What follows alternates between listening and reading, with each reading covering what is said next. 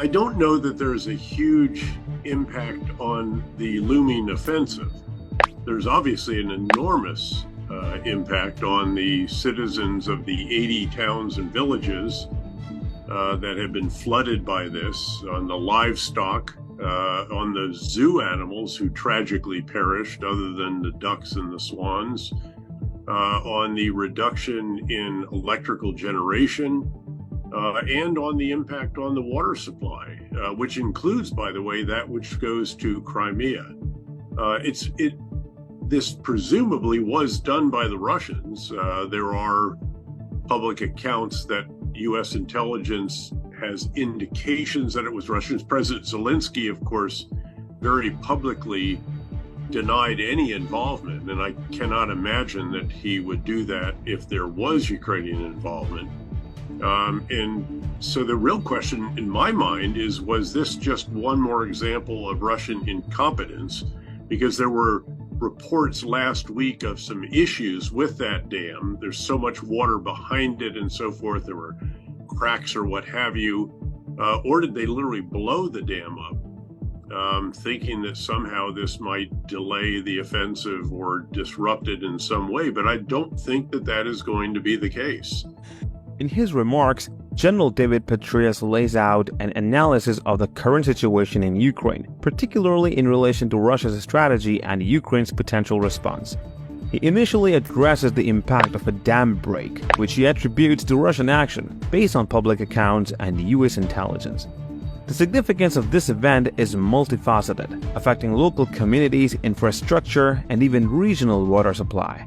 Petraeus questions whether the dam break was a tactical move by Russia to delay Ukraine's offensive, an act of incompetence, or a result of a structural failure, but concludes that it will not significantly impede Ukraine's military activities. Will the spring offensive start in this month? Well, we're early in this month, and I think we can see, again, shaping operations. I think we can see setting of conditions.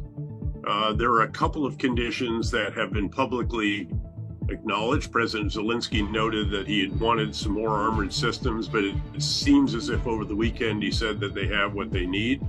And then just having really firm ground so that tanks with tracks can go off-road, get off the roads, go cross-country without getting mired. That is not a trivial issue. If you run your 60-ton tank or 70 tons when the M1s arrive across country and they get mired in the mud and you have to do a recovery operation while being hammered by artillery, that is obviously not the ideal condition. I think that the offensive is going to be much more successful than many of the more pessimistic analysts have been offering. I think that the Ukrainians are very much ready for this. They'll be very distinctive because they will be employing Western tanks, Western infantry fighting vehicles, Western wheeled armored vehicles, and so forth, in large measure for the first time in this war, certainly in this number. Petraeus then turns his attention to the upcoming Ukrainian spring offensive. He outlines the preconditions for this offensive, particularly the acquisition of armored systems and establishment of firm ground to facilitate tank movement. He believes that Ukrainians are prepared for the offensive and optimistically predicts it will outperform many analysts' expectations. Petraeus notes Ukraine's use of Western military equipment, a first in this conflict, which he suggests may land them an advantage. I think the Russians will prove to be more brittle than the expectation is. Keep in mind, these units have been in combat for over a year, many of them.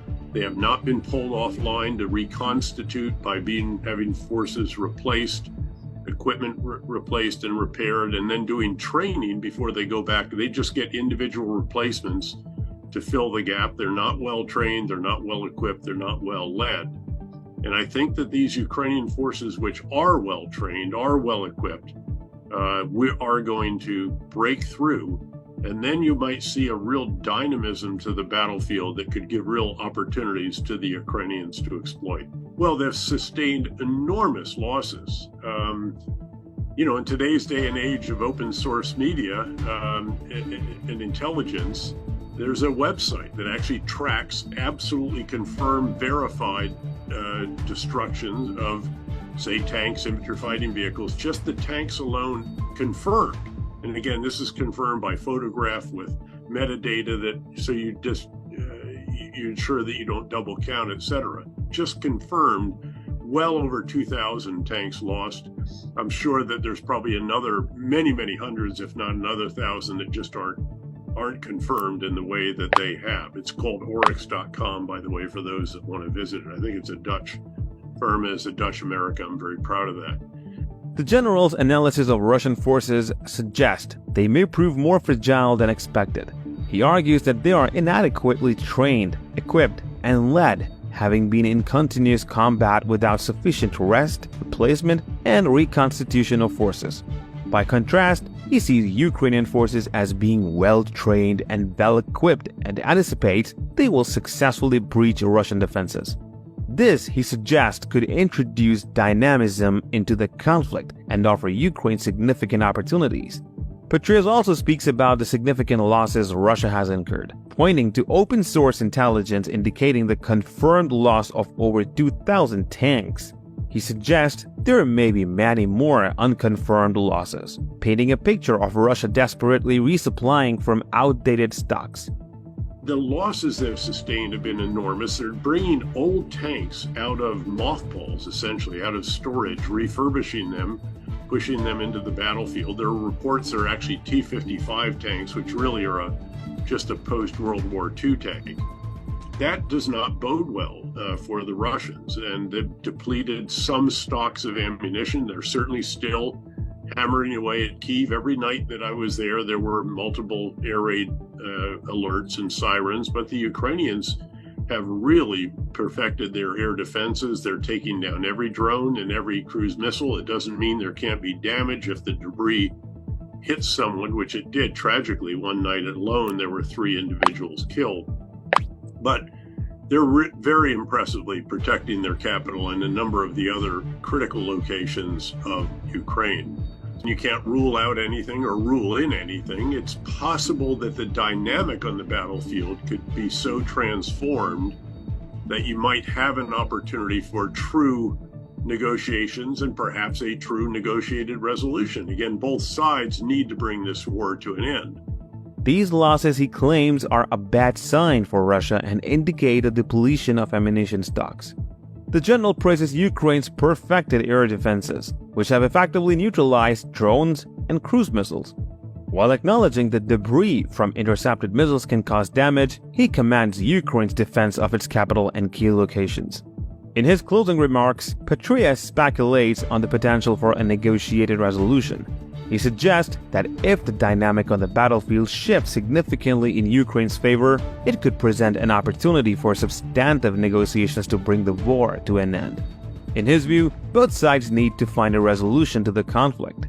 Overall, Petraeus' analysis is cautiously optimistic regarding Ukraine's military potential and readiness for a spring offensive, highlighting the significant weaknesses and losses within the Russian military. He acknowledges the war's devastating impact on local communities, but sees potential for a shift in Ukraine's favor that could eventually lead to a negotiated end to the conflict.